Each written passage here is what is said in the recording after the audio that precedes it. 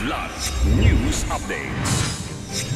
Mga balita ngayon, Police Major General Nicolas Torre III formal nang nanumpa bilang ika-31 PNP chief. 75 former violent extremists nagtapos ng capacity building and skills training sa BAR. Barko ng PCG tumindig kontra barko ng China. Iniligtas ang mangingisdang nasiraan ng bangka.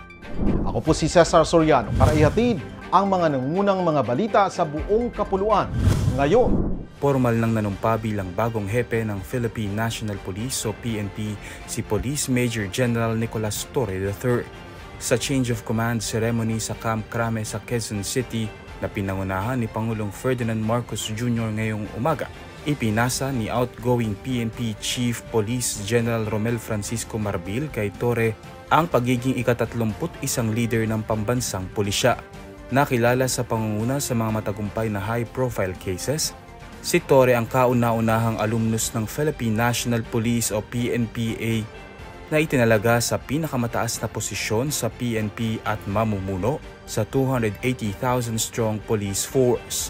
Kasabay nito isang retirement honors din ang inihandog kay Marbil na nanilbihan bilang hepe ng PNP mula Abril 2024. Binigyang pugay ang kanyang mahigpit na pagpapatupad ng zero tolerance policy sa mga maling gawain sa loob ng organisasyon, alinsunod sa panawagan ng Pangulo na transparency and accountability sa lahat ng sangay ng PNP.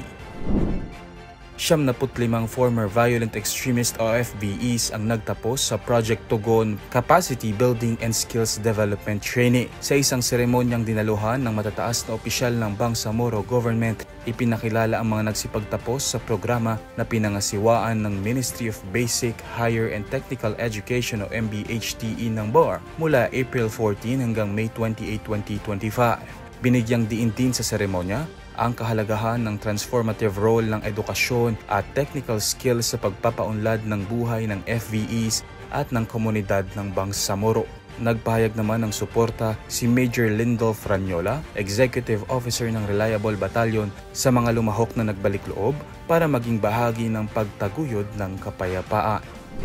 Kinumpronta ng Philippine Coast Guard o PCG ang barko ng China Coast Guard o CCG na namataan 76 nautical miles ang layo mula sa Palawig, Zambales nitong weekend. Ayon kay PCG spokesperson Commodore J. Tariela, inatasan ng ahensya ang multi-role response vessel MRRV 4409 BRP Cabra na i-challenge ang presensya ng Chinese vessel sa loob ng Exclusive Economic Zone o EEZ ng bansa. Sa kabila ng mapanghamong kondisyon ng dagat, tumindig ang barko ng PCG bagamat wala itong natanggap na sagot mula sa China.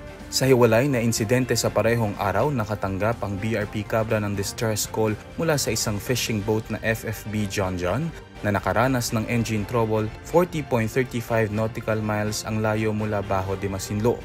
Agad na nagtungo ang barko sa lokasyon ng bangka at matagumpay itong naibalik sa Subic Port. Para sa Kidlat News Channel, ako si Renzel Lenon, nag-uula.